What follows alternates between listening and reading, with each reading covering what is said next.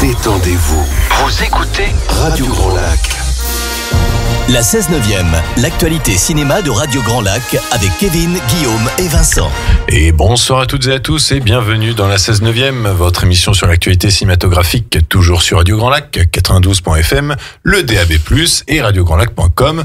Et n'oublions pas, les applications Radio Grand Lac sont disponibles sur vos smartphones. C'est bien, t'as pas perdu la main. C'est la rentrée. Il est top, hein. Après une semaine, non, que dis-je, un mois de vacances. À peu près, oui, un mois. À peu près un mois. De vacances, à mon avis, t'as dû traîner dans les salles quand même un petit peu. Oui, on fait des heures sup. Voilà. C'est vrai. Et en tout cas, je suis ravi de vous retrouver, chers auditeurs, et vous deux, bien sûr, Vincent et Guillaume. Oui, content de rattaquer pour la troisième saison. La troisième saison. Oui. En fait, c'est un peu comme la rentrée scolaire, sauf que à l'école, on proscrit les écrans et que là, on va vous les recommander. Donc, c'est quand même différent, quand même. Il a fait se perdre dans ça.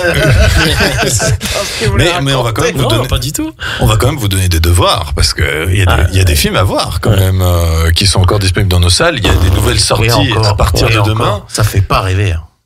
Cet été, t'es un peu en demi-teinte. Il y a eu F1. Je suis d'accord. Oui, de toute façon, je pense qu'on va être d'accord pour dire. Vous avez rattrapé, vous faites mais moi je l'ai vu.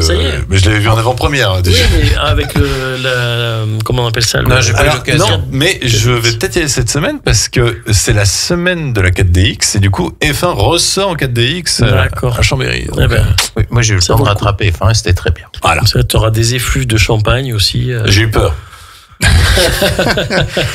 Mais en tout cas, voilà. Donc, pour le sommaire de ce soir, bien évidemment, on va commencer par vous dire les sorties de la semaine. On va pas se cacher. Première semaine de septembre, c'est un peu la semaine du mouroir. Donc, du coup, il y a très peu de sorties, mais il y a peut-être quelques petites pépites. On ne sait pas.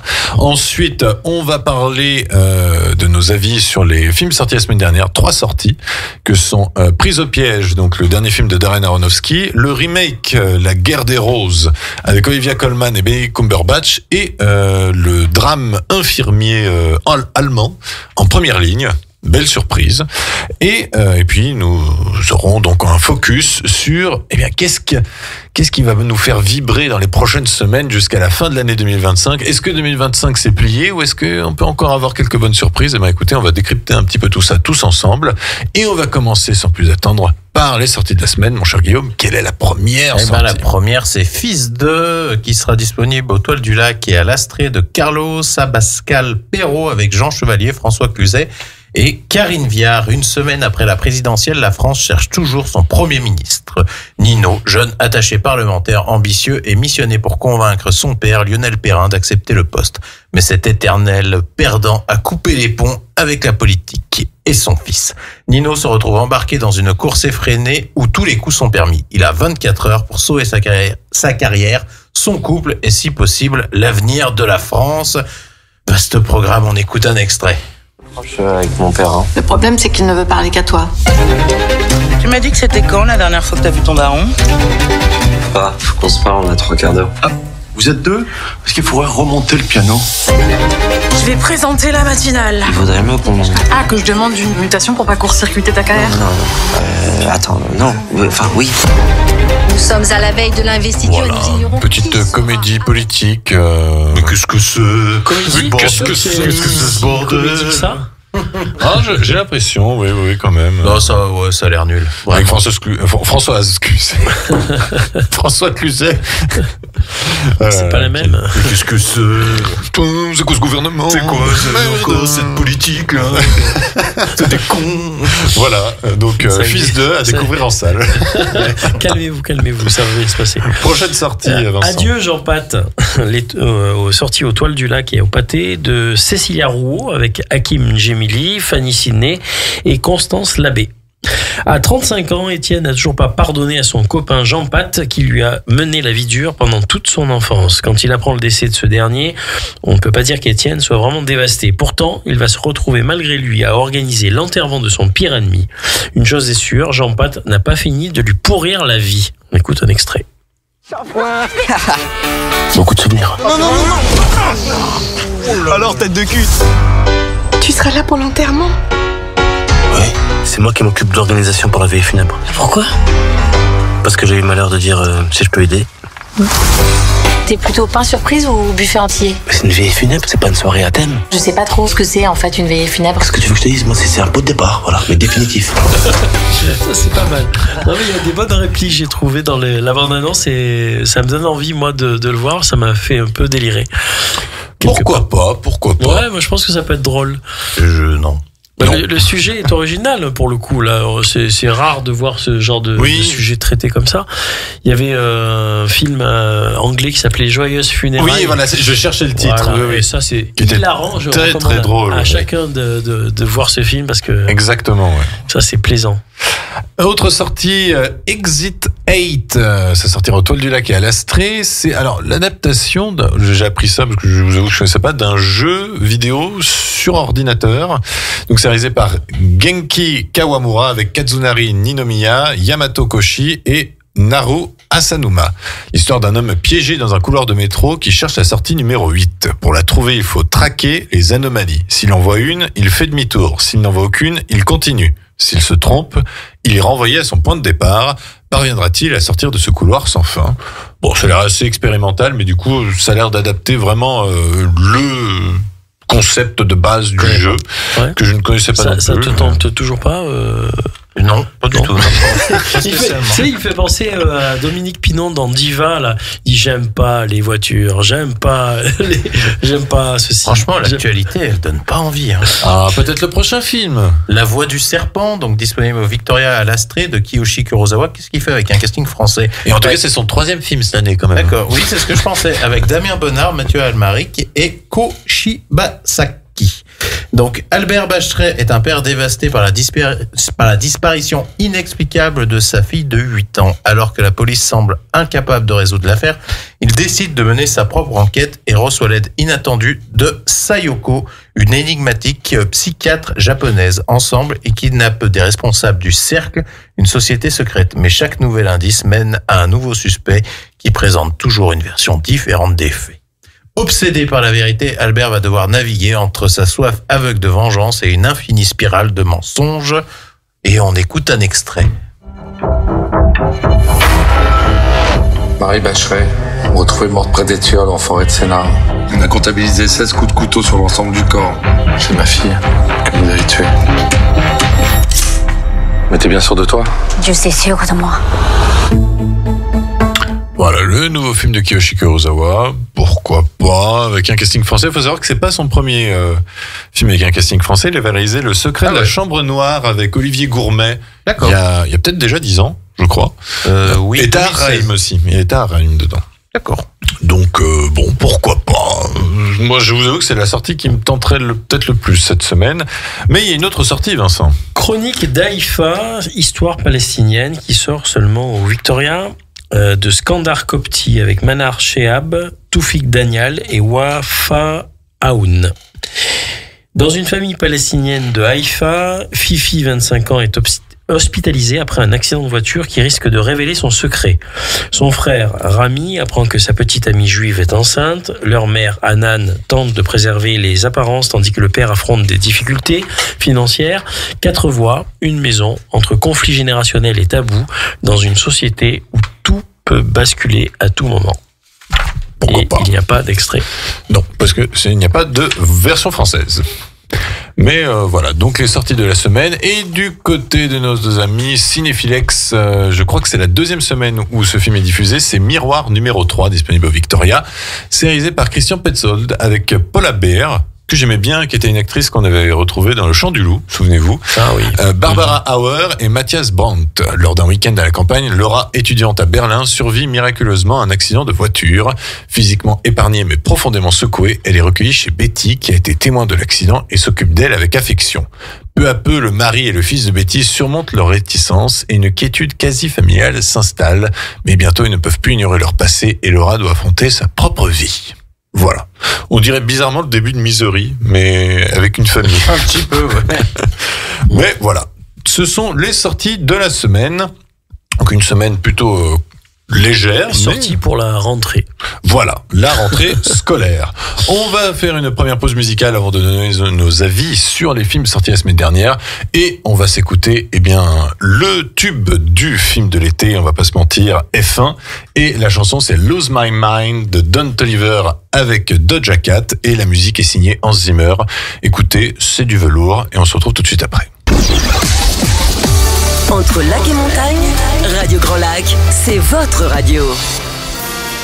La 16/9e, l'actualité cinéma de Radio Grand Lac avec Kevin, Guillaume et Vincent. Et rebonsoir à toutes et à tous, vous êtes toujours dans la 16/9e, votre émission sur l'actualité cinématographique sur Radio Grand Lac 92.fm, le DAB+, radiograndlac.com et les applications Radio Grand Lac disponibles sur smartphone.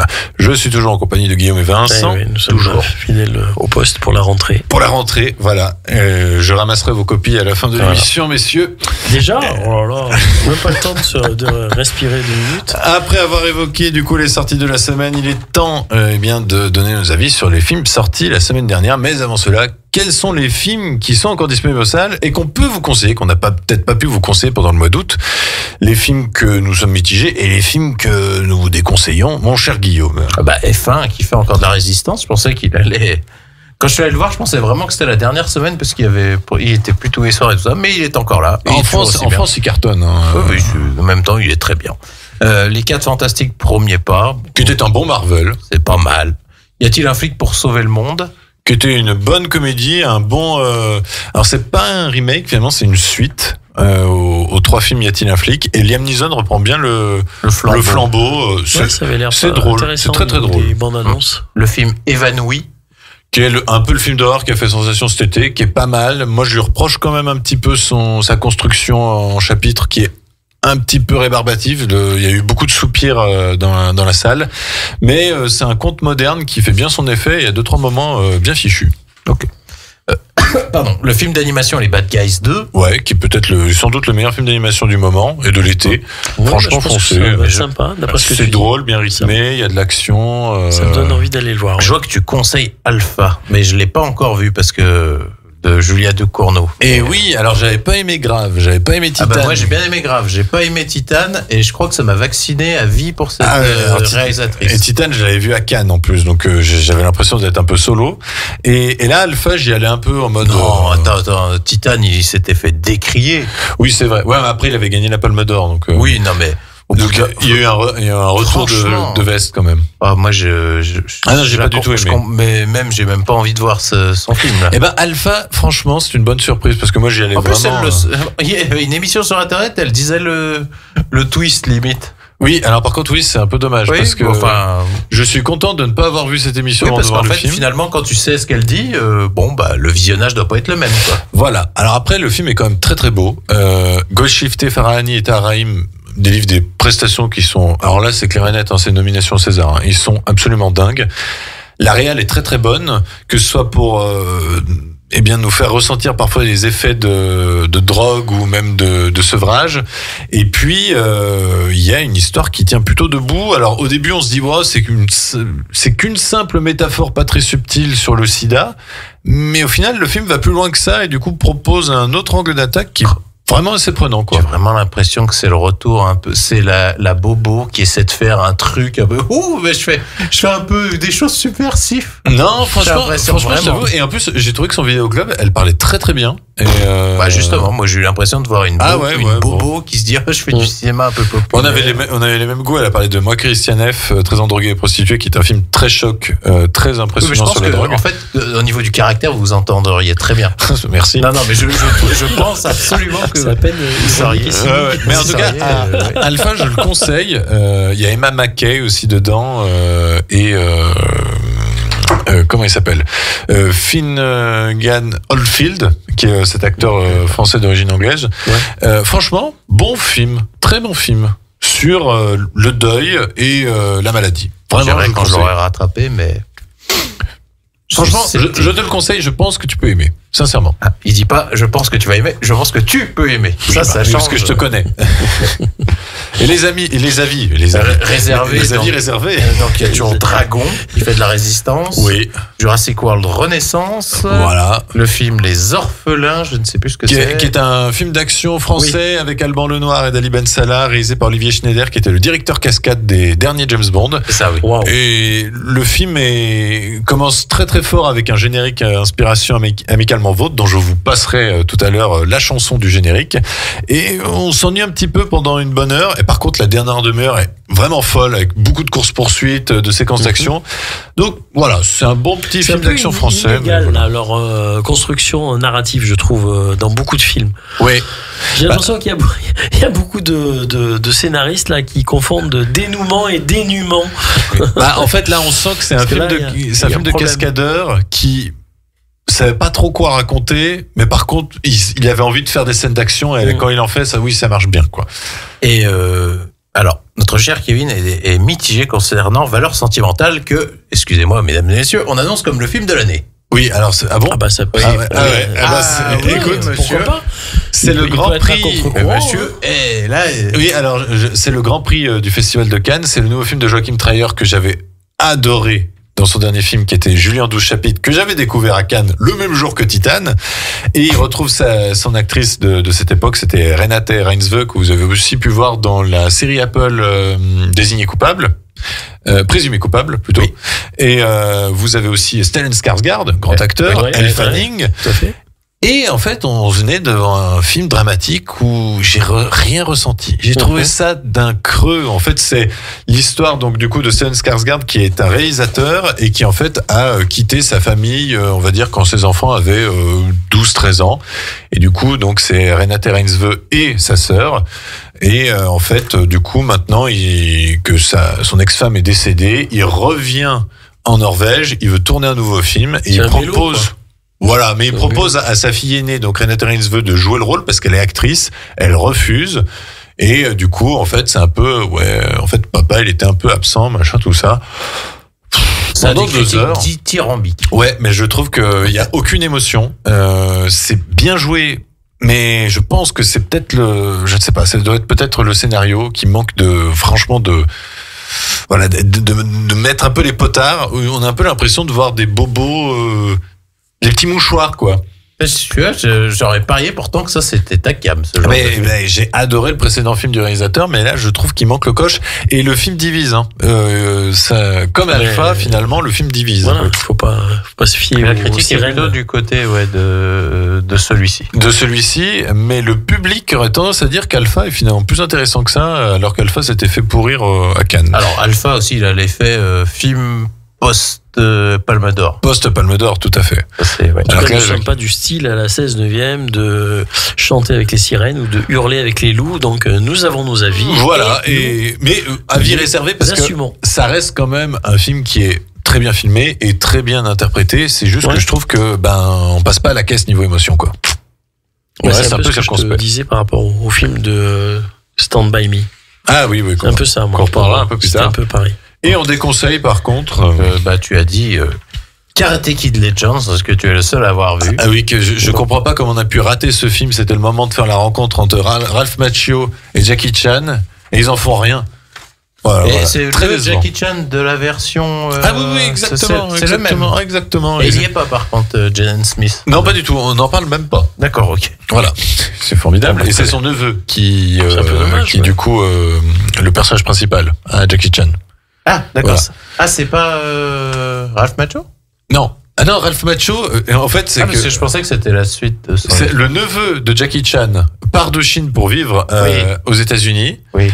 Et du coup, il a des problèmes là-bas parce qu'il entraîne un restaurateur italien à se battre, à se remettre dans la boxe. Et du coup, il a des problèmes. Et du coup, Jackie Chan, il débarque. Et avant d'aller voir son neveu, il débarque à... il faut que je rattrape tout parce que j'ai tout ce qu'il faut pour regarder. J'en ai vu aucun. Il débarque à Île-Valais et puis il dit à Ralph Macchio, Daniel Larousseau, il dit j'ai besoin de toi pour entraîner mon neveu. Ah bon, pourquoi ? Enfin bref, voilà.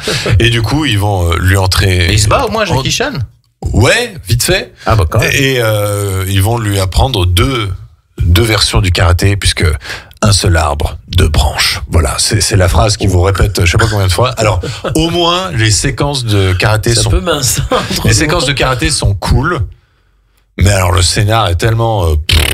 franchement, c'est est-ce qu'on très va pas décevant. voir ce genre de film pour les séquences karaté et les scénarios? Ils avaient plutôt bien réussi leur retour sur Netflix en série. Quand même, oui, alors Cobra Kai, la série était géniale. Ouais, moi, j'avais bien aimé Karate Kid, ça c'est vrai. Karate Kid était très très bien fichu, et même j'ai envie de dire, la version avec Jackie Chan était très très bonne. C'est sympa, c'est la seule que j'ai vue d'ailleurs. Et là, du coup, je comprends pas que ça connecte pas, quoi. Voilà, je l'ai revu d'ailleurs il n'y a pas si longtemps que ça avec mon petit bonhomme. Ouais, très bien. Et le dernier film que Kevin déconseille, parce que moi je n'ai pas pris la peine de me déplacer, ça je l'assume complètement, c'est Dracula de Luc Besson. Oui, voilà, c'est très décevant, ça ressemble beaucoup à la version de Coppola, c'est Caleb Landry Jones, il fait le café. Faut l'avouer, il joue. Et la fille de Rosanna Arquette, elle le qu'est-ce fait. qu'elle joue mal. Elle l'apporte le café plutôt. Oh non, c'est affreux. Elle le fait bouillir, apparemment. Franchement, elle joue pas très bien. Et non, je retiens quand même Caleb Landry Jones qui se démène un peu. C'est un bon acteur, on peut pas lui franchement, enlever. d'ailleurs, Dogman, l'avant-dernier film de Besson, était bien. Mais là, franchement, Dracula, je trouve que ça loupe le coche. Ça finit en mode combat à la Jack Sparrow. Il y a des faux raccords au début qui sont insupportables. Contre qui? Contre Van Helsing? Contre une armée. Ah oui, puis j'ai oublié de dire, il y a Guillaume de Tonquédec. Oui. Ah oui? Oui, qui joue Renfield, non? Oui, non, Guillaume de Tonquédec qui du coup fait équipe avec Christophe Waltz dans tout le film. Donc vous avez Christophe Waltz et Guillaume de Tonquédec qui sont là et qui essayent de pourchasser Dracula. Alors Christophe Waltz, on sent qu'il est pas à fond, mais ça reste quand même du bon Christophe Waltz. Ouais. Alors Guillaume de Tonquédec, c'est amusant quand même. Et il a pas marché le film. En fait, il a eu un bon démarrage, je crois, et après il s'est un peu planté. Mais en même temps, je ne comprends pas l'intérêt marketing de sortir un Dracula en juillet. Puis le budget pour Besson à l'heure actuelle, d'avoir les décors sont pas mal. Voilà, ça, j'avoue, les décors sont bien. Je vois pas comment il va le rentabiliser celui-là. Le film est propre en termes de production design, mais voilà, c'est vraiment pas un Dracula très intéressant. On a vu 10 000 versions beaucoup plus palpitantes. C'est ça aussi le problème. Oui, voilà. Peut-être que c'est ça, oui. Et par contre, du coup, côté film sorti la semaine dernière, 3 films. Il y a le dernier film de Darren Aronofsky, donc Pris au piège, avec Austin Butler, qui était l'acteur qui avait joué Elvis. On a Zoe Kravitz, on a Liv Schreiber, Vincent D'Onofrio, Griffin Dunn, Matt Smith. Donc Regina King, qui est extraordinaire dans ce film. Elle est toujours extraordinaire. Toujours. Et alors franchement, ça partait un peu mal, parce qu'en fait l'histoire, c'est un ancien espoir de baseball qui, du coup, à suite d'une blessure, maintenant travaille dans un bar à New York, il me semble. Je crois que c'est bien New York. Et en fait, de fil en aiguille, il va être empêtré dans une histoire de mafieux et qui cherche évidemment de l'argent. Et lui, il doit avoir la clé quelque part parce qu'on lui a confié, sauf qu'il n'était pas au courant. Et du coup, c'est toute une histoire de micmac et tout ça. Et donc, il y a à la fois les Hébreux et aussi, je crois, les Russes qui donc le pourchassent. Donc c'est au final, au début on s'ennuie un petit peu. Il y a pas des punks aussi? Non, c'est juste Matt Smith qui a une coupe de punk. Mais au début on s'ennuie un petit peu. Qui cache la forêt. Et en fait le bordel ambiant augmente tellement qu'au final on se laisse prendre par le film et puis et on finit par trouver un côté un peu déconnant. Et je trouve que Austin Butler est vraiment un acteur définitivement très prometteur parce que il arrive à porter le film à lui tout seul. Zoe Kravitz, hélas on la voit qu'une heure et je trouve qu'elle joue très très bien, il y a une bonne alchimie avec lui, mais vraiment c'est un bon petit délire et c'est surprenant de la part de Darren Aronofsky parce que c'est vraiment pas son genre de registre à la base, mais voilà, bon film, bon petit film. À mon avis, c'est qu'il a besoin de un peu film de ouais, ça a l'air d'être un gros film de commande pour Darren Aronofsky. Peut-être. Il se cache pas. C'est pas. la cam de ce réalisateur quand même. Les films de suspense, je suis désolé. Requiem for a Dream, Black Swan. Tu sais, il y a plusieurs des trucs psychologiques. C'est pas dans cette forme-là. Là, ça, on dirait du Guy Ritchie en fait. Là, on dirait un mélange entre Guy Ritchie et Tarantino, tu vois. Ah, c'est pas mal alors. Oui, c'est intéressant. Mais ça dénote de ce qu'il faisait avant, quoi. Et visiblement, ce serait plus qu'il fait un peu de trucs commercial et puis pour revenir à ces trucs. Son dernier film en date, moi que j'avais apprécié, mais après que les gens étaient un peu alors revenus. pour le coup, nous sommes d'accord. C'était The Whale. Ah merde. Pour le coup, nous ne sommes pas d'accord. Non, The Whale, j'avais apprécié. Mais The Whale avec Brendan Fraser. Mais Mother, je savais. Ah, Mother, j'ai trouvé ça moyen, moi. J'ai beaucoup apprécié Mother. Oui, c'est avec Ben Fraser, c'est ça? Brendan Fraser. Oui, où il jouait du coup un obèse morbide. On est d'accord, c'était un bon film. Franchement, j'ai trouvé ça pas mal.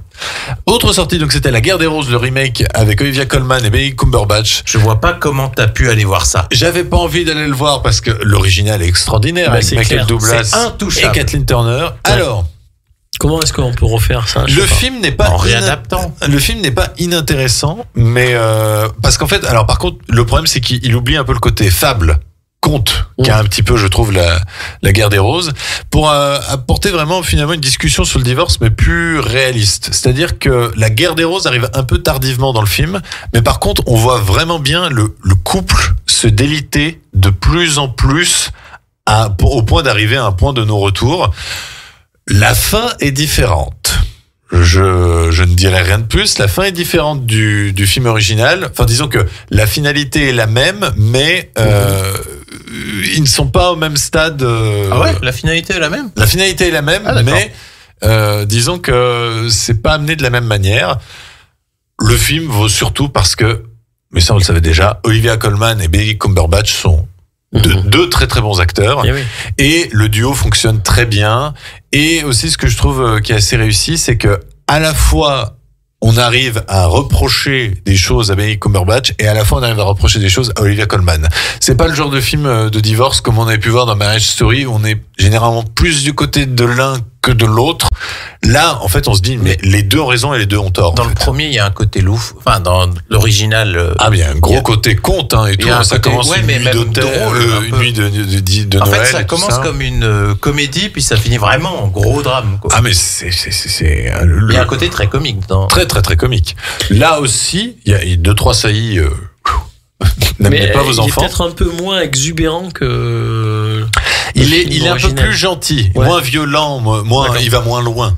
Mais voilà, écoutez, pourquoi pas, mais je vois pas non plus trop l'intérêt de foncer en salle pour le voir, quoi. Et le dernier film que j'ai vu de la semaine dernière, c'est En première ligne. C'est un drame infirmier allemand avec Léonie Benesch, qui était cette actrice allemande qu'on a découvert l'année dernière dans La salle des profs, qui était un film que j'avais déjà conseillé l'année dernière, qui était un film où on était dans l'immersion du métier d'une professeure qui essayait finalement d'outrepasser un peu sa position et de mener l'enquête sur une histoire de vol dans une salle des profs. Et ben là, on est dans l'immersion du métier d'infirmière, où là, pendant 1h30, on est... Comment on rend ça palpitant? Je me suis toujours dit qu'un film sur une infirmière, ça doit être pénible. Ah ben là franchement, c'est ultra palpitant, parce qu'en fait, ça n'arrête jamais. En fait, on se rend compte qu'elle doit déplacer des montagnes en permanence, qu'elle est bipée en permanence, qu'elle ne peut même pas finir véritablement sa tournée parce que il y a tout le temps quelque chose qui se passe. Ah, les gens découvrent ça. Mais oui, non mais tu vois, oui, mais ça fait plaisir. Je lis le pitch. Suit une journée infirmière dans un service en sous-effectif dans un hôpital suisse, qui sont les hôpitaux réputés pour ne pas être en sous-effectif. Bah, c'est en Allemagne, je comprends pas. C'est marqué le pitch. Ouais, le pitch, c'est plus crédible en France. On est d'accord. Non, mais en fait, je trouve ça bien d'avoir des électrochocs comme on a aussi avec la série Hippocrate ou quoi que ce soit, de rappeler aux gens en fait que, en fait, c'est quand même un métier particulièrement éreintant, pressant, et du coup, on a droit évidemment aux patients qui demandent la lune alors que c'est pas possible, le patient qui est à deux doigts de mourir, mais vraiment c'est l'interprétation, l'actrice qui est absolument dingue dans ce rôle, et c'est 1h30 où pendant 1h30 vous voyez vraiment pas le temps passer parce que vous êtes vraiment dans une montée de stress. Alors par contre, évidemment, si vous n'avez pas envie de stresser en ce moment, n'allez pas voir le film. Mais c'est une manière d'être stressé sans en avoir les conséquences quand même. Je pense que ça doit trop en faire, tu vois. Moi, j'ai trouvé que le film était assez réaliste, un peu de la manière d'Hippocrate. Ça en fait trop, c'est obligé, parce qu'il faut qu'il montre un peu, qu'il développe toutes les facettes stressantes du job, quoi. Mais tu vois, ça, j'irais pas le voir. Parce que sûrement que c'est intéressant. Non, je te le conseillerais pas. Mais ça, j'aurais pas envie d'y aller parce que je pense que ça va très vite m'énerver. Je te conseillerais pas, mais je pense aussi. Mais par contre, moi personnellement, c'est le film qui m'a le plus happé de la semaine dernière. Franchement, un bon film. C'est sûr que dans les bureaux d'études, vous n'avez pas cette pression-là, les gars. C'est une autre pression. Voilà. Ouais, mais après, comme on dit, quand on est de la partie, souvent, ça peut énerver, je pense. Ouais, c'est vrai. Oui, voilà. Eh ben, écoutez, on a un petit conseil télé de la part de Vincent, donc rapidement, c'était Usual Suspect. Usual Suspects de Bryan Singer qui sera sur Sister mercredi. C'est un film de 1995 avec des acteurs assez renommés puisqu'il y a Kevin Spacey, Gabriel Byrne, Benicio del Toro, Stephen Baldwin, Kevin Pollak, Chaz Palminteri. Donc c'est une intrigue très très complexe qui avait été très longuement peaufinée par son scénariste. C'est donc une narration non linéaire, donc avec des rebondissements, des flashbacks, etc., qui perdent volontairement le spectateur que nous sommes et également les personnages de l'intrigue même. Pour finalement retomber sur ses pattes à la fin de manière assez savoureuse, il faut reconnaître, avec le fameux Kaiser Soze, le diable qui est en personne, oui, et avec pas mal de choses. Donc voilà, moi je vous le recommande, c'est un très bon polar divertissant et qu'il faut pas louper depuis le début parce que sinon là vraiment on comprendrait. Faut pas aller faire pipi. Que dalle. Et c'est Oscar du meilleur scénario, Christopher McQuarrie, réalisateur des Missions Impossibles. Oui, mais amplement mérité, franchement. Et puis il a marqué les esprits parce que ça a été une référence pour beaucoup d'autres films. J'avoue que je l'ai jamais revu. Je pense que c'est le genre de film où il faut laisser un peu de temps avant de le voir. Moi, j'ai pas vu. Et il a quand même donné lieu à, comme je disais, il a inspiré beaucoup d'autres films dans le même registre, entre autres Seven, dans lequel jouait aussi Kevin Spacey. Et puis, alors j'en oublie. Non, mais il y a beaucoup de thrillers. Voilà. Et puis bon, ça a donné lieu à des parodies aussi. Puis il y a l'anecdote évidemment au moment où ils sont tous en ligne, ils éclatent de rire pour le tapissage. Tapissage, tout à fait. Et en fait, c'est une mauvaise prise qu'ils ont gardée parce qu'en fait, je crois que c'est Gabriel Byrne qui avait lâché une caisse. Du coup, ils étaient morts de rire. Tout ça. Je me souviens de cette fois, c'est la spontanéité qui fait que ça fait pas naturel. Et ça fonctionne du feu de Dieu. Usual Suspect sur Sister, du coup tu m'as dit Sister, donc mercredi soir à 21h10. Moi je vous conseille juste dimanche sur France 2, je verrai toujours au visage un film de Jeanne Herry. Regardez-le, c'est très bien. Voilà. Oui, tout à fait. Vraiment, ne très grand film. Pas. Le meilleur rôle de Raphaël Quenard, il a 5 minutes. Voilà. Et il ne parle pas. Il dit bonjour. C'est pour ça que c'est le meilleur rôle pour moi. Moi je l'apprécie encore, mais très très très bon film, très émouvant, qui en fait justement le minimum avec ce qu'il propose, mais l'émotion est là justement. Ah, tout à fait. Eh ben écoutez, on va se faire une deuxième pause musicale et du coup, chose pour les choses dues, je vais vous faire écouter la chanson du générique des Orphelins. C'est un tube de AA, I've Been Losing You, qu'on a un petit peu oublié. C'est une très bonne chanson et on se retrouve tout de suite après pour un focus sur, qu'est-ce qui nous attend au cinéma dans cette fin d'année 2025. On revient tout de suite après. Radio Grand Lac, pour vous et avec vous. La 16/9e, l'actualité cinéma de Radio Grand Lac avec Kevin, Guillaume et Vincent. Et rebonsoir à toutes et à tous. Vous êtes toujours dans la 16/9e, votre émission sur l'actualité cinématographique, disponible sur Radio Grand Lac 92.fm, le DAB+, radiograndlac.com et les applications Radio Grand Lac disponibles sur smartphone. Et je suis toujours en compagnie de Guillaume et Vincent. Tout à fait. Pour cette rentrée. Moi, j'ai trouvé qu'elle était très bien, ta petite chanson là pour tromper la tante, comme dirait mon oncle. Ah, ben elle est AA, c'est encore bon, L'attente de la rentrée, c'est bien.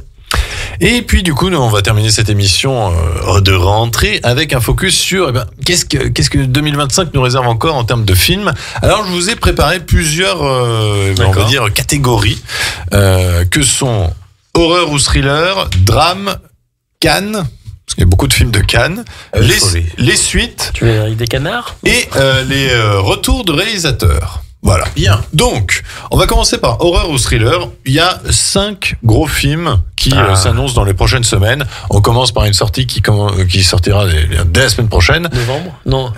C'est Conjuring, l'heure du jugement, donc qui s'annonce comme le dernier volet de la saga Conjuring, le 4e, mais aussi qui doit peut-être terminé l'univers, je crois. Le 3 était bien. Le 3 était pas bien. J'en ai vu aucun. Les deux premiers sont désolé. vraiment à voir. C'est vraiment, franchement. En gros, de quoi il s'agit? Parce que là, Alors, les époux Warren qui étaient des. C'est une histoire vraie. Ce sont des histoires vraies. Ouais, enfin, non, les époux Warren ont vraiment c'est basé existé. sur, voilà, C'était des démonologues, exorcistes et tout ça. Et D'accord. donc, ça revient, les deux premiers, ça revient sur des cas, un à Londres et un. c'est un peu dans le l'exorciste, Missouri. quoi. Voilà. Pas tout à fait non plus. Mais en tout cas, c'était très prenant, c'était bien réalisé Voilà. le premier. Mais par contre, le 3 n'était pas fait par le réalisateur des deux premiers, donc j'avais pas vu. Et le 4, c'est le même réalisateur que le 3, donc Michael Chavez. Donc, ça risque de pas être top. Et ça adapte donc du coup leur dernier cas, c'est-à-dire pourquoi ils ont pris leur retraite. Puisqu'ils sont morts de vieillesse, donc Mais si ils t'as peuvent pas l'occasion, mourir dans le film. Les deux premiers sont vraiment très très sympas. Ouais. C'était, Oui. oui, c'était des très bons films d'horreur. Tout à fait. Ben, écoute, non, ben, je regarderai ça. Et... Donc pas intéressé par le l'occasion. 4. J'irai le voir, mais j'avoue pas très intéressé. Le film qui m'intéresse par contre beaucoup plus, qui est plus thriller, c'est Marche ou crève, qui sortira le 1er octobre, qui est une adaptation de Stephen King, réalisé par Francis Lawrence, celui qui avait fait 4 volets de la saga Hunger Games, et qui réalisera le prochain. Et Marche ou crève, en fait, le concept, c'est une longue marche faite par des jeunes, et ils ne doivent pas s'arrêter de marcher, il ne doit en rester qu'un, et celui qui reste, je crois, remporte une somme d'argent. Il me semble que c'est ça. Il aime bien les Battle Royale en fait. Ouais, je crois qu'il aime bien, ouais. Mais en fait, il avait fait Et je suis une légende. Je suis une légende, oui. Il avait fait Je suis une légende, mais bon, dans Stephen King, là je reviens sur Stephen King, il avait fait Running Man. Qu'on va parler un petit peu plus tard. Voilà. Et donc c'était un peu le même principe, c'est-à-dire qu'il faut qu'il se sorte au-delà des épreuves. Oui. Le plagiat. C'est un peu. Sauf que là, c'est une longue marche, du coup. Et d'ailleurs, ce qui est amusant, c'est que aux États-Unis, il va y avoir des séances spéciales où en fait, les gens doivent marcher pendant le film, et si tu t'arrêtes de marcher, on te sort de la salle et tu peux pas voir la fin du film. Je trouve ça génial. On achève bien les chevaux. C'était un film. Ah bah oui. C'était un très très beau film aussi sur ce même principe, mais avec la danse. C'est vrai, avec Jane Fonda. Voilà. Oui, au final, c'est un peu, oui, en effet, un hommage à On achève bien les chevaux. De toute façon, moi, j'adore, et là, on retrouvera Marc Hamill. Pourquoi pas? Je trouve ça. Moi, franchement, le film me botte bien. Il et marche, lui, encore, Marc. Non, apparemment, il marche pas. Lui, c'est le méchant. D'accord. Black Phone 2, c'est l'autre film d'horreur qui sortira le 15 octobre. C'est la suite donc de Black Phone, qui était avec Ethan Hawke. Ethan Hawke était mort à la fin du premier. Apparemment, il est pas si mort que ça. Surprise. Tu vas y aller. Le premier était sympa, mais là, le problème, c'est que. Ah bah oui. Le concept. Tu le connais par cœur. Je vois pas comment on peut renouveler le concept, mais bon, on verra bien. Ça me semble un peu dur. Les Intrus, chapitre 2, sorti le 29 octobre. Alors là, par contre, j'ai pas du tout envie d'aller le voir parce que le premier était nul. Et en fait, se terminait sur un cliffhanger et que c'était un début de trilogie, mais c'est le nouveau film de Rennie Harlin. Rennie Harlin, à part Die Hard 2. Enfin voilà quoi. Cliffhanger. Et Cliffhanger. Five Nights at Freddy's 2, sorti le 3 décembre. Alors là aussi, j'irai pas le voir parce que le premier était vraiment pourri. En vrai, c'était pas si pire. Moi j'en ai retenu aucun là, de ta liste là. Si, Marche ou crève. Si, oui. Non, mais ce le que concept je veux dire, est pas mal. Je l'avais même pas vu, si tu veux. Il sort dans un mois. Five Nights at Freddy's, le premier jeu. Ouais, pas. Je trouvais qu'il y a un gros problème de ton. Je savais pas si je devais avoir peur ou me marrer. En fait, entre les deux. Moi, je me suis marré. Bon. C'est normal pour un ton.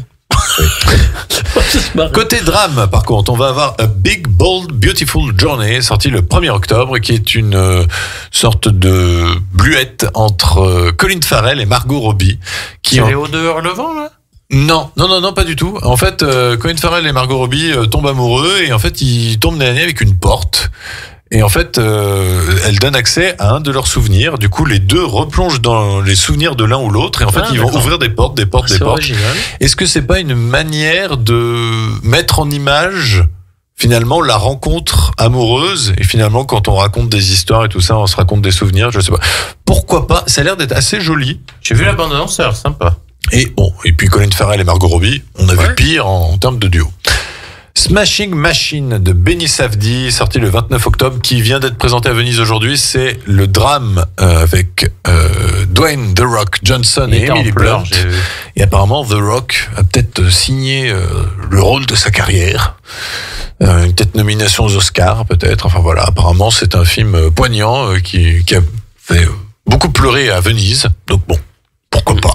J'irai voir. Jean Valjean d'Éric Bénard. Je n'irai pas voir. Sorti le 19 novembre avec Grégory Gadebois. Donc c'est pas la version Les Misérables produit par Pathé qui était, je crois, avec Vincent Lindon. Et qui est encore en cours de tournage. Ouais, parce que ça va être en 2 parties, je crois. Parce qu'ils ont tourné, ils étaient à Bordeaux. J'ai un collègue à moi là qui jouait une scène avec Benjamin Laverne aujourd'hui. Benjamin Laverne. Le nombre d'adaptations qui ont été faites aussi là-dessus, c'est incroyable. Et là, j'ai l'impression qu'il se restreint juste à la période où Jean Valjean se retrouve en fait après le bagne, chez le curé là. Enfin, tout à fait. Voilà. Ça a été tourné interprété par Bernard Campan. Ça a été tourné dans les Baux-de-Provence. Je sais. Mais oui, c'est les 150 premières pop. Est-ce que moi, ce qui me gêne un peu, c'est Grégory Gadebois. Je trouve pas qu'il ait la dimension. Alors, en plus, quand on pense à Jean Valjean, inévitablement, moi, je pense à Lino Ventura ou Gabin. Je suis d'accord, mais par exemple, sur l'autre versant, je trouve pas que Vincent Lindon a une carriure de Jean Valjean non plus. Après, moi, je savais même pas, là, tu vois, pour. C'est Vincent Lindon qui fait Jean Valjean. Et ben, je trouve, par exemple, qu'il n'a pas le. Et Hugh Jackman. Hugh Jackman, tu vois, il y a un côté. Encore que, tu vois, je trouve que Jean Valjean, pour moi, le film était pas ouf, mais il est costaud. Oui, il est censé avoir une force quasi surhumaine. Bah, il a survécu au bagne. C'est pour ça que Lino Ventura était très très bien. Lino Ventura, c'était un choix parfait. C'était vraiment. Même Jean-Paul Belmondo dans la version Claude Lelouch qui était de piètre mémoire. Ouais, c'était plus anecdotique, on va dire, sur les. Ouais, mais il avait la carrure, tu vois ce que je veux dire. Bien sûr, ouais. Et en dernier drame, Mother, qui sortira donc le 10 décembre, qui est un biopic sur Mère Teresa avec Noomi Rapace. Et apparemment, ce serait assez singulier. C'est une blague? Non, pas du tout. C'est français? Non. Voilà, mais à voir. Côté Cannes, alors là on a Sirat d'Olivier Lax qui a beaucoup fait de bruit à Cannes, qui sortira dès la semaine prochaine le 10 septembre. On a Dalloway de Yann Gozlan qui sortira le 17 septembre, qui est donc un thriller science-fiction avec Cécile de France et la voix de Mylène Farmer. Mais c'était à Cannes, ça? C'était à Cannes. On est d'accord sur Boîte Noire que nous avons apprécié tous les deux. Moi j'ai aimé Vision. J'ai détesté. J'ai détesté et j'ai trouvé pas trop mal. Un peu en deux, ouais. Boîte Noire était vraiment très Boîte très Noire, indiscutable. Ouais. Alors pourquoi pas Dalloway. Dalloway, oui, ça a l'air. Et je trouve que Mylène Farmer en intelligence artificielle, c'est Cécile de très France, bonne idée. En rôle principal, c'est très bien aussi. Un simple accident de Jafar Panahi, en fait, qui sortira le 1er octobre. Pourquoi j'en parle? Parce que c'est la Palme d'Or. Donc on verra bien si cette Palme d'Or cette année est validée. Je pas me rappeler justement cette année. Je me suis dit, mais c'est quoi la Palme d'Or? C'est un simple accident. On l'a pas encore vu, donc c'est normal. On a aussi Moi qui t'aimais de Diane Curis qui sortira le 1er octobre, qui est un biopic sur Yves Montand et Simone Signoret avec Roche Dizem et Marina Foïs. J'ai vu la bande-annonce. C'est particulier quand même. Ça a l'air de pas donner envie. Ah ouais, alors pourtant j'adore Roger Dizem. Ah moi aussi, mais alors là, je vois pas.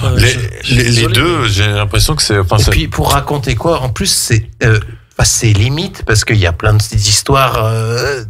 En fait, c'est pour raconter que ils avaient un amour indéfectible, mais que Simone Signoret l'attendait et que lui allait voir ailleurs. Oui, mais ce que je veux dire, c'est qu'en plus, il y a un peu des dossiers qui des fois sortent, on sait pas trop si c'est vrai. Est-ce que c'est la bonne histoire à raconter? Mais par contre, ça nous permet de rappeler que, il y aura une avant-première. Cinéma potin, entre nous. Oui. Mais il y aura une avant-première, donc le mardi 23 septembre. À Aix-les-Bains-Autol-du-Lac, en présence donc de la réalisatrice Diane Curis, mais aussi en présence de Roche Dizem et Marina Foïs. Donc voilà. Là, on aura aussi Nouvelle Vague de Richard Linklater qui sortira le 8 octobre, qui est donc un film qui raconte comment a été tourné À bout de souffle de Jean-Luc Godard. J'ai bien envie de voir ce film parce que je suis sûr que je l'apprécierais mieux qu'À bout de souffle. Je pense que je l'apprécierais pas, mais on verra bien. Vous allez voir comment on tourne À bout de souffle, vous allez suivre un court-métrage étudiant, je pense que c'est pareil. La petite dernière d'Avzia Herzi, sortie le 22 octobre, qui a fait beaucoup de bruit aussi. L'Inconnu de la Grande Arche de Stéphane Demoustier, qui sortira donc le 5 novembre, qui est un film sur, je crois, c'est l'architecte de l'Arc de Triomphe, il me semble. Mais dis donc, il y en a encore beaucoup comme ça, parce que là, tu nous égrènes toutes les sorties prochaines. Non, c'est tes attentes. Non, c'est par genre. Par genre, par catégorie. Oh là là, mais alors... Arrête-moi quand il y a quelque chose qui te plaît. Là, pour l'instant, pas grand-chose. Oui, c'est peut-être parce que c'est Cannes. Parce que moi, j'avais pas noté tout ça. On a Dossier 137 de Dominique Moll, qui est le nouveau film du réalisateur qui avait fait La Nuit du 12. Et donc, il revient avec un polar policier, cette fois-ci avec Léa Drucker. Ça sortira le 19 novembre. La Nuit du 12 étant un très très très bon film. Je suis assez curieux. Je crois que ça a été tourné dans le coin encore. C'est fort possible, parce que La Nuit du 12 avait été tourné dans le coin. Oui. On a aussi Vie privée de Rebecca Zlotowski, qui est donc un film français avec Jodie Foster. Qui sortira le 26 novembre. J'ai bien envie de revoir Jodie Foster jouer en français parce que... Notre plus française des actrices américaines. Ça, c'est vrai. Et elle était très très bien dans Un long dimanche de fiançailles, qui est son seul rôle français, il me semble. Oui. Mais elle avait l'habitude de se doubler aussi. Elle se double en français, oui. C'est elle qui fait son propre doublage. Et puis, on va passer aussi au côté suite. Alors là, côté suite, à partir de la semaine prochaine, vous avez Downton Abbey 3. Bon, je n'ai vu pas ni la série, ni les deux films, mais les fans sont comme des dingues parce que c'est Downton Abbey, le grand final. Donc, voilà. Le 8 octobre, on aura Tron Ares, qui est donc le troisième volet de Tron. Ah, il me donne pas envie. Alors, moi, je trouve que l'esthétisme est extraordinaire. Oui, c'est beau, mais l'histoire a l'air... Mais je crois que j'ai encore, je crois que j'ai encore me faire piéger. C'est-à-dire que la bande-annonce me donne envie, comme pour les deux premiers.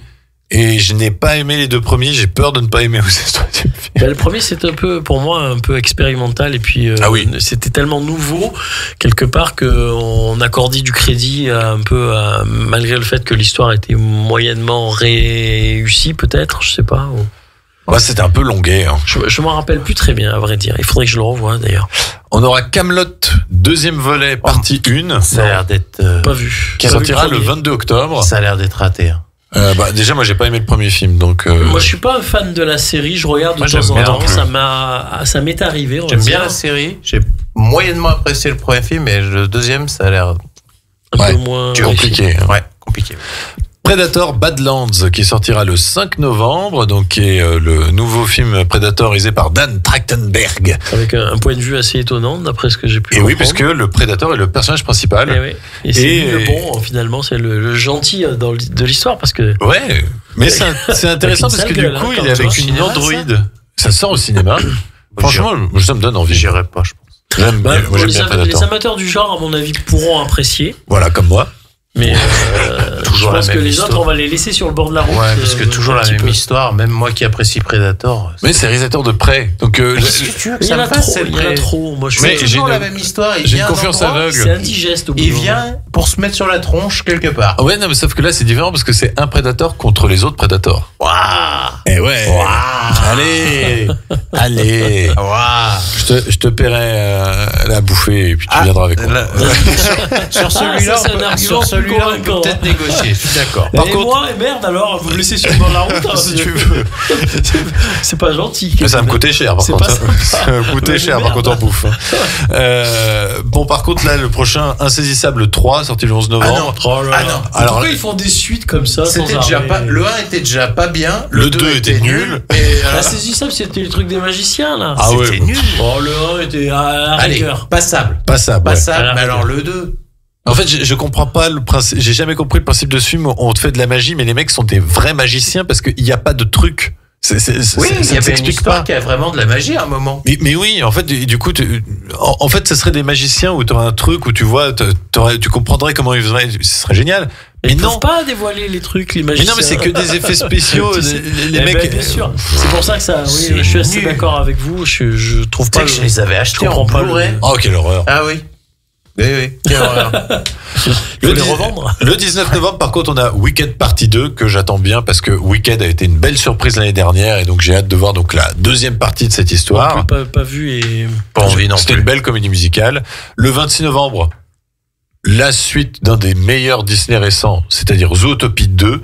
Zootopie était très très drôle. Là, la bande-annonce du 2 me fait déjà mourir de rire. Ça va être encore un buddy movie. On va encore explorer cet univers. Certaines considérations limitantes, je dirais, et politiquement correctes, oui. Ça peut être pas mal, mais... le premier n'était pas dans ce genre-là. D'accord. Et le 10 décembre, on aura Chasse gardée 2. Ouais. J'ai pas vu le premier. En vrai, ces suites là, oh là là. Il passe. Mais quel manque d'imagination. Il passouille, vraiment. Mais c'est quel pas... manque d'imagination tout ça là. Comparé à Cocorico, c'est mieux. D'accord. Et puis bon, peut-être la suite que tout le monde attend, Avatar de feu et de cendre, Ça c'est différent. qui sortira le 17 décembre. Ça évidemment, ça va être l'événement. Il y en a une quand même. Alors elle est plus loin, elle est en décembre 2026, mais il y a Dune 3 quand même. Ah oui, non mais là on parle de 2025. Fin d'année là. On va pas parler de 2028. Hein. Des attentes prolongées. Non, on parle de l'année 2025. Septembre. Et pour finir, du coup, on va parler sur les retours de réalisateurs. Donc, on aura Paul Thomas Anderson qui reviendra le 24 septembre avec Une bataille après l'autre. Le nouveau film avec Leonardo DiCaprio et Benicio del Toro. On donne pas spécialement envie. Pourquoi pas Chien 51, le nouveau film de Cédric Jiménez. Oui, ça donne envie. Qui sortira le 15 octobre, un film d'anticipation avec Gilles Lelouch, Adèle Exarchopoulos.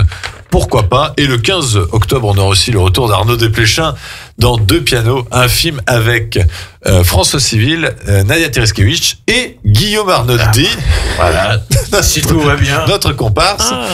Donc, Deux pianos que nous irons voir. Évidemment, ça sort le jour de la plus grosse sortie française de l'année. Merci. Peut-être tes chances. Scott Cooper, un réalisateur que j'avais beaucoup aimé pour le film de western Hostile, reviendra avec un biopic sur Springsteen. Deliver Me From Nowhere qui sortira le 22 octobre. François Ozon reviendra avec L'étranger, adaptant donc ça me Camus. Tente. Ça me tente par curiosité parce que je me demande comment on peut adapter un truc aussi littéraire. Alors il a déjà été adapté il y a longtemps. Oui, mais je l'avais pas vu déjà mais ça doit être, je sais pas, il avait été réussi ou pas? Je ne l'ai pas vu. D'accord. Donc ça sortira le 29 octobre. C'est vrai que l'esthétisme c'est comme quand j'avais lu La Peste. La Peste, c'est très particulier. Ouais, comment tu pourrais l'adapter? Très compliqué. Ouais, c'est dur. Expérimental, ouais. Oui, voilà, ouais. On a aussi L'homme qui rétrécit de Yann Kounen qui sortira le 29 octobre avec Jean Dujardin. Alors ça très bien. Passe ou ça casse. Ça a l'air pas mal. Mais ça, au moins, j'ai l'impression que les petits plats sont dans les grands. Oui, les effets spéciaux ont l'air bien réalisés. En même temps, ça peut pas être pire que... Comment ça s'appelait? C'était horrible. Un homme à la hauteur. Mais quelle horreur. Et un autre remake qui sortira donc le 5 novembre, c'est Running Man d'Edgar Wright, donc qui réadapte encore Running Man, qui avait été adapté avec Schwarzenegger et aussi avec Gérard Lanvin. Alors, le prix du danger. Je sais pas si c'est le prix du... Parce que c'est le prix du danger. Oui, non, mais ça, oui. Mais Running Man, c'est un plagiat. Ça a été... ça a été considéré comme un plagiat parce que c'était en fait Stephen King sous le pseudo de Bachman qui avait écrit ça. Et Bachman et Robin. Non, Bachman. Ouais, mais comment ça peut être un plagiat si le prix du danger est déjà une adaptation? Alors non, je crois que le prix du danger n'est pas une adaptation, mais ça ressemble fortement, donc on considère que très bien le prix du danger d'ailleurs. Et là, Running Man, c'est un peu vieilli. J'ai revu le film il y a pas si longtemps que ça, et je trouve que c'est un peu vieilli. Ouais. Moi, Running Man, moi je l'ai découvert et je trouve ça super bien. Je suis d'accord qu'il y a ça fait réalisation années 80 française. Mais le fond du sujet n'a pas vieilli, effectivement. Hein, et Gérard Lanvin en fait peut-être. Excusez-nous, c'est un collègue important parce avec l'ATCA et tout ça, il est venu ici, mais il en fait un peu trop à la fin. Ouais. C'est possible. J'ai pas vu. Moi, j'avoue, j'ai vu que Running Man avec Schwarzenegger. Et là, ce Running Man permet de retrouver Glenn Powell, qui est un peu une star montante, et ça va être un peu fun et tout ça. Ça m'intéresse. Mais alors pas du tout. Oh, c'est sympa. Non, vraiment. Enfin, déjà celui avec Schwarzy, c'est déjà un short mineur. Il n'a pas fini encore. Non, il reste encore un film. C'est le retour de Yorgos Lanthimos, Bugonia, 26 novembre, avec Emma Stone. T'en as oublié un quand même. C'est bien en novembre 2025 qu'il sort Frankenstein. Ah oui, c'est vrai, Del Toro. Mais sur Netflix. Et là, ça ne sortira pas au cinéma. Mais par contre, c'est vrai qu'il a l'air prometteur. Tu fais bien de le rajouter parce que enfin, il a l'air d'être de très mauvaise foi parce qu'il a dit moi j'aime le practical, j'aime les vrais décors, alors qu'il a l'air d'être bourré de 3D son film. Ouais, mais si ça se voit pas. En tout cas, ça a l'air mieux que Dracula de Besson. Je suis d'accord. Il n'y a pas de mal. Le gars qui a fait le labyrinthe de Pan et puis la forme de l'eau, moi, je lui accorde tout. Hellboy et compagnie. Oui. C'est excellent. La forme de l'eau, magnifique. Nightmare Alley, magnifique ce film. Nightmare Alley, très bien. Eh ben, écoutez, c'est tout pour l'émission de la rentrée. Voilà, tout ce qu'on va parler pour les prochaines semaines à venir jusqu'à la fin de l'année 2025. Côté programmation à la radio demain, 3 émissions. Il y a de la joie, nouvel horaire de l'émission de Laura qui sera donc de 11h30 à midi. L'émission Eurohit présentée par Sébastien de 20h à 21h, suivie de l'autre émission présentée par Sébastien, c'est l'After Latino de 21h à 23h. De quoi, eh bien, vous faire des danses endiablées. Vous enjaillez ce mercredi soir. Écoutez, c'est tout pour nous. Nous allons nous quitter sur un dernier extrait. Et puis bon, vu que Avatar sortira fin décembre, pourquoi pas s'écouter I See You, interprété par Leona Lewis, qui était la chanson, eh bien, d'Avatar, premier du nom. Écoutez, passez une bonne semaine. Bonne soirée. Portez-vous bien. Bonne soirée. Et surtout allez au cinéma. Ciao, ciao.